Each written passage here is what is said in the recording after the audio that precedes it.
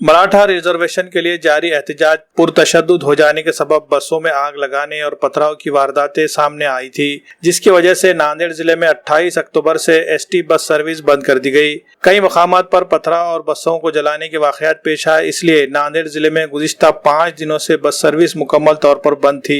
इस दौरान जैसे ही मराठा लीडर मनोज जरांगे पाटिल ने अपनी भूख हड़ताल खत्म कर दी है, जिसकी वजह से हालात अब मामूल पर आ रहे हैं। ऐसे में नांदेड़ जिले में आज सुबह 5 बजे से ही बस सर्विस दोबारा शुरू कर दी गई। बस सर्विस बंद होने के सबब पिछले 5 दिनों में स्टेट रोड ट्रांसपोर्ट कॉर्पोरेशन को नांदेड़ जिले में तकरीबन 150 करोड़ रुपए का नुकसान हुआ है।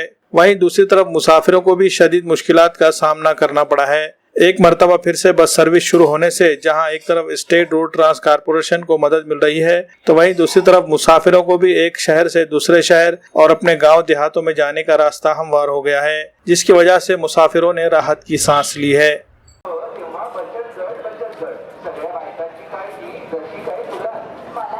28 तारीखला दुपारीपासून ते एसटी आमचे बंद झालेले आहे मराठा आरक्षणामुळे। दुपारपासून बंद झाल्यामुळे आतापर्यंत 5 दिवस आणि ते 28 तारखेच्या ते अर्धा दिवस असे 5 ते 6 दिवस आमची एसटी बंद असल्यामुळे 5 ते 6 दिवस एसटी बंद असल्यामुळे कमी कमी 60 ते 65 लाखाच्या आमच्या आतापर्यंत डेपोचे नुकसान झालेलं आहे। आता सुरू आज सकाळी 5 पासून वरिष्ठांच्या आदेशानुसार व प्रशासनाची माहिती घेऊन आम्ही गाड्या सकाळी 5 पासून सुरू करण्यात आलेल्या आहे।